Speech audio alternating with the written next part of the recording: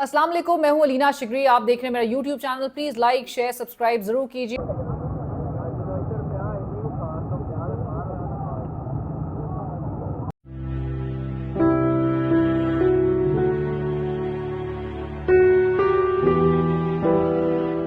हमें पता ही नहीं था। मैं डायमंड ब्लॉक की रहने वाली हूँ। हमें नहीं पता था कि ये पूरी सोसाइटी जो है वो पानी के बेल्ट के ऊपर बनाई गई है।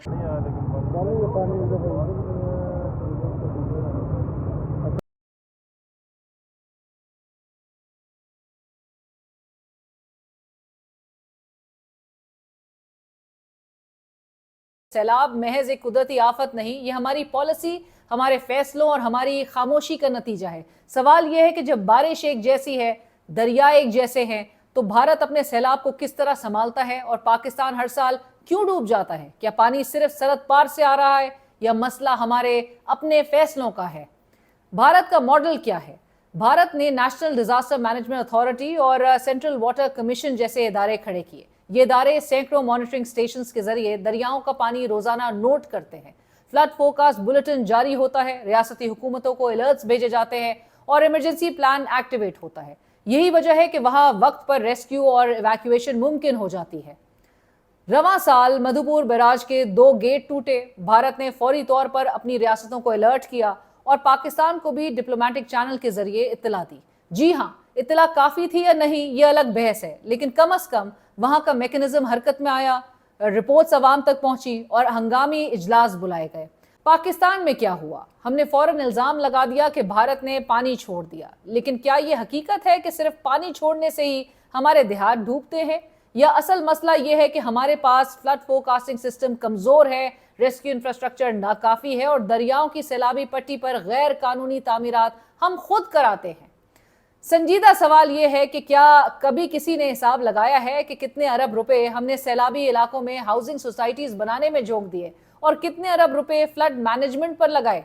असल मुकाबला यह है, भारत ने निजाम बनाया और हमने उज़र बनाया। सैलाब को सरहदें नहीं रोकती। पानी ना पाकिस्तानी है ना भारतीय। फर्क सिर्फ यह है कि वहां पानी को डेटा और प्लानिंग से काबू किया जाता है और यहाँ पानी को इल्जाम तराशी और सियासत में डुबो दिया जाता है। सवाल यह है कि आखिर कब तक, और उससे बड़ा सवाल यह है कि पाकिस्तान में हम करना क्या चाह रहे हैं। इस वक्त 3 दरिया सतलुज, रावी, चिनाब, तीनों दरिया हद खतर से ऊपर, लाखों अफराद मुतासिर हैं, लाखों अफराद को महफूज मकामात पर मुंतकिल किया जा रहा है। और जब ये तबाहकारियां हो रही थी तो ऐन उस दिन मरियम नवाज साहिबा वजीर आला पंजाब जापान में रूडा को पेश कर रही थी। उनका दौरा जेर तनकीद है और खासकर रूडा को पेश करने के हवाले से बड़ी बहस हो रही है। लाहौर हाई कोर्ट ने रूडा को गैर कानूनी करार दिया था। सवाल यह है कि दरिया की सैलाबी ज़मीन पर कंस्ट्रक्शन आखिर कब तक करने दी जाएगी? कब तक ये हुकूमतें आके इस किस्म की गैर कानूनी तामीरात की अप्रूवल्स देती रहेंगी, इसको प्रमोट करती रहेंगी? और आज जो अरबों रुपए का नुकसान लोगों को उठाना पड़ रहा है, अपने जानो माल को रिस्क में इस वक्त लोग जो देख रहे हैं, उसकी जिम्मेदार आखिर कौन है? सैलाब सिर्फ पानी नहीं, पॉलिसी का टेस्ट है। डेटा शेयरिंग से लेकर शहरी मंसूबा बंदी तक अगर हमने सबक ना सीखा तो अगला मॉनसून हमें फिर डुबो देगा। अब आपको बताते हैं कि रूडा के तहत रावी रिवर प्रोजेक्ट का छुपा सच, इमरान खान और अलीम खान की कहानी क्या थी? लाहौर के सबसे बड़े और मुतनाज़ा मंसूबे पार्क व्यू प्रोजेक्ट की दास्तान, जिसमें सियासत, जमीन के खेल और अरबों रुपए के फवायद और माहौलियाती तबाही के खौफनाक पहलू शामिल हैं। ये कहानी अलीम खान के उस मंसूबे के गिर्द घूमती है जिसके लिए उन्होंने उस वक्त के वजीर आजम और जिनके से वो बड़े करीबी थे, इमरान खान साहब से मंजूरी तलब की, मगर इमरान खान ने एक साफ और सख्त इनकार किया। अलीम खान का ये है कि उन्होंने 300 एकड़ ज़मीन ले ली रावी के अंदर, वो लीगल करवाना चाहते थे और रावी के बेड के ऊपर इलीगल है ज़मीन। मेरे ख्याल में वो मेरे से एक्सपेक्ट करते थे कि जब मैं, क्योंकि हम पावर में हैं तो हम वही चीज़ें करें जो नवाज शरीफ और ये जरदारी करते आए हैं कि पावर में आके सारे गलत काम जायज़ करवा दें। अमूमन सियासी रहनुमा अपने करीब तरीन लोगों के मफादात की हिफाजत करते हैं, खासकर जब वो वजारत उज़्मा के मनसब पर फायज होते हैं तो बहुत लोगों को अकोमोडेट किया जाता है। लेकिन इमरान खान ने उसूली मौक़िफ़ उस वक्त इख्तियार किया। अलीम खान जो पाकिस्तान तहरीक इंसाफ के एक बड़े सरमायाकार और एक अहम साथी समझे जाते थे इमरान खान के, इस इनकार के बाद शदीद नाराज़ हुए। उन्हें लगा कि इमरान खान ने उनकी कारोबारी मफादात को नुकसान पहुंचाया है। मीडिया रिपोर्ट्स के मुताबिक अलीम खान ने پتہ لگانے کی کوشش کی کہ کس طرح عدالتوں اور عوامی دباؤ کے باوجود اس منصوبے کو ممکن بنایا جائے، مگر عمران خان سے سیاسی فاصلے آگے بڑھنے لگے اور دونوں رہنماؤں کے درمیان خلیج بڑھتی چلی گئی۔ میرے خیال میں وہ میرے سے ایکسپیکٹ کرتے تھے کہ جب میں، کیونکہ ہم پاور میں ہیں تو ہم وہی چیزیں کریں جو نواز شریف اور یہ زرداری کرتے آئے ہیں کہ پاور میں آ کے سارے غلط کام جائز کروا دیں۔ تو ڈفرینسز ادھر سے ہوئے ہیں، اور اب وہ جدھر چلے گئے ہیں کلیئرلی یہ ہے کہ ان کے لیے کرپشن کوئی ایشو نہیں ہے۔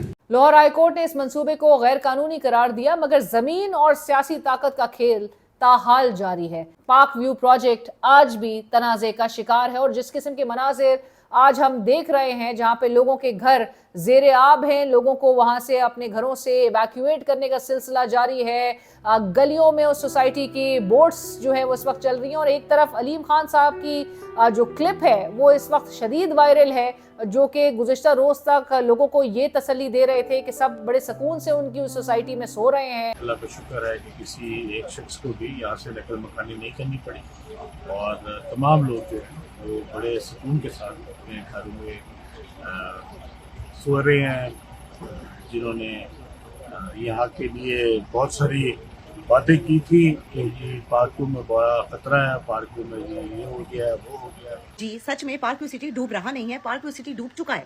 پارک ویو کے سارے بلاکس تقریباً جو ہیں وہ پانی کی زد میں ہیں۔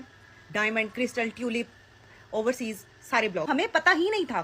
میں ڈائمنڈ بلاک کی رہنے والی ہوں، ہمیں نہیں پتا تھا کہ یہ پوری سوسائٹی جو ہے وہ پانی کے بیلٹ کے اوپر بنائی گئی ہے۔ ابھی یہ نہیں پتا ہے کہ یہ معاملہ کتنے دن رہنا ہے، کیا پانی نے یہاں سے نکلنا ہے یا مہینے، 2 مہینے، 3 مہینے پانی یہی رہے گا۔ اللہ کا شکر ہے الحمدللہ اللہ تعالیٰ نے پارک کو محفوظ رکھا۔ دوسری جانب ماہرین ماحولیات اور کسانوں نے بھی اس منصوبے کی شدید مخالفت کی۔ ان کا کہنا تھا کہ اس سے دریا کی قدرتی بہاؤ متاثر ہوگا، ہزاروں ایکڑ زرعی زمین تباہ ہوگی اور لاہور کے ماحول پر منفی اثرات مرتب ہوں گے۔ اس وقت تو اکاؤنٹیبل ان حکمرانوں کو بھی ٹھہرانا چاہیے کہ جو اپنی وزارت سنبھالتے ہوئے، اپنے منصب کو سنبھالتے ہوئے فوری طور پر آ کے ان ہاؤسنگ سوسائٹیز کا اپروول دیتے ہیں، جیسے یہاں پر وزیر اعلیٰ پنجاب مریم نواز صاحبہ جیسی انہوں نے اپنا اقتدار سنبھالا، جیسی اپنی کرسی پر وہ براجمان ہوئی تو آتے کے ساتھ ہی اور چند دنوں کے اندر بتایا جاتا ہے کہ کس طرح سے انہوں نے اس سوسائٹی کی اپروولز دی، اس کی منظوری دی، اور آج جو لوگ جس کرب کا شکار ہیں اس کی الٹیمیٹ ذمہ دار اس صوبے کی وزیر اعلیٰ، اس صوبے کی چیف ایگزیکٹو ضرور ہیں۔